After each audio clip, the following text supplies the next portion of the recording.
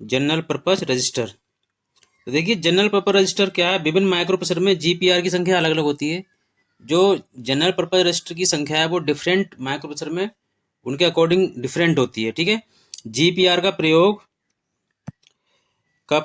Program execution के समय data को टेम्परेरी स्टोरेज करने के लिए किया जाता है। जो भी हम माइक्रो प्रोसेसर में प्रोग्राम एग्जीक्यूट कर रहे हैं उसमें जीपीआर का प्रयोग उनको टेम्परेरी स्टोरेज डाटा के लिए किया जाता है। ओके, माइक्रो प्रोसेसर में लगभग में सभी जीपीआर 8 बिट रजिस्टर होते हैं। जो भी जनरल पर्पज रजिस्टर होते हैं माइक्रो प्रोसेसर 8085 में, उनकी जो कैपेसिटी होती है वो 8 बिट या 1 बाइट डाटा को स्टोरेज करने की होती है। माइक्रो प्रोसेसर 8085 में जो हमारे जीपीआर हैं वो कितने 6 हैं। कौन कौन से होते हैं? बी, सी, डी, ई, एच और एल। ओके, जीपीआर मेमोरी में डाटा लोड करने में लगने वाले समय को बचाते हैं तथा पुनः आवश्यकता होने पर इनसे डाटा प्राप्त किया जा सकता है। ओके, तो देखिए ये हमारे जीपीआर हैं। हमारे 8085 माइक्रो प्रोसेसर में कितने हैं? 6 जीपीआर हैं। ओके, तो चलिए आगे बढ़ते हैं। इसमें देखिए ये एक टेबुलेशन किया है इन्होंने, टेबल में के फॉर्म में दिखाए हैं। थ्योरी तो इसमें कमी दिख रही है, लेकिन अगर आप इस टेबल को देखेंगे तो इसके अकॉर्डिंग बहुत सारा क्वेश्चन का जो है सार निकल के आएगा। देखिए इसमें flag register, okay, accumulator general purpose register नहीं है। एक्यूमुलेटर एक स्पेसिफिक रजिस्टर है। ओके, क्यों? क्योंकि प्रोग्राम के एग्जीक्यूशन होने से पहले और प्रोग्राम के एग्जीक्यूशन होने के बाद जो डाटा है वो एक्यूमुलेटर में ही जाता है।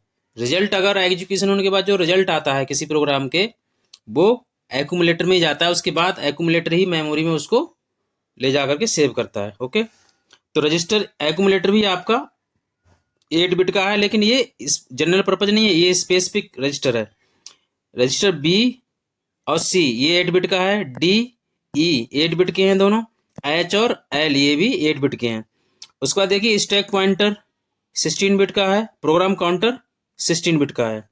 ओके, अब देखिए ये जो आप सामने फिगर देख रहे हैं, इस फिगर को देख करके इसमें बहुत सारा क्वेश्चन बन सकता है। इसमें देखिए आप ध्यान से देखिए, डाटा बस देखिए बाई डायरेक्शनल है।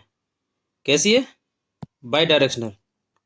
देखिए डाटा बस जो है वो बाई डायरेक्शनल है और कितने 8 लाइन्स का मतलब है 8 बिट की जो डाटा बस है वो 8 बिट डाटा को कैरी कर सकती है। उसी प्रकार से एड्रेस लाइन है, ये 16 लाइन्स का मतलब 16 बिट के एड्रेस को कैरी कर सकती है, लेकिन ये यूनिडायरेक्शनल है, ये बाई डायरेक्शनल है।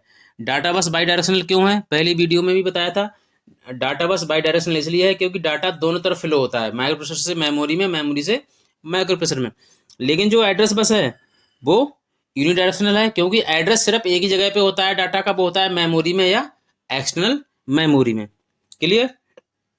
तो एक पॉइंट ये मिल गया आपको। दूसरा देखिए इसमें जो रजिस्टर दिए हैं हमारे बी, सी, डी, ई, एच, एल, तो जहां पर अगर हमको 8 बिट का डाटा कहीं टेम्पररी स्टोरेज करना है तो वहां पर हम कोई सा भी रजिस्टर ले लेंगे, चाहे बी ले लें, सी ले लें। लेकिन अगर 16 बिट का हमको डाटा स्टोरेज करना है तो उसके लिए हम रजिस्टर पेयर यूज करते हैं। क्या करते हैं? Register pair. देखिए रजिस्टर पेयर में क्या होता है, रजिस्टर पेयर में ऐसा बिल्कुल नहीं है कि आप किसी भी रजिस्टर को उठा करके पेयर बना लेंगे। रजिस्टर पेयर जो है वो मैन्युफैक्चरर डिफाइन है, ठीक है। जो मैन्युफैक्चरर कंपनी है उसने रजिस्टर पेयर ऑलरेडी डिफाइन कर रखे हैं माइक्रो प्रोसेसर 8085 में।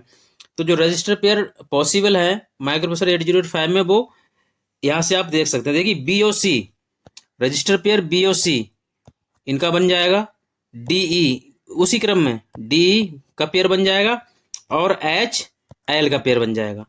यही रजिस्टर पेयर आपके जो हैं डिफाइंड है माइक्रो प्रोसेसर 8085 के लिए।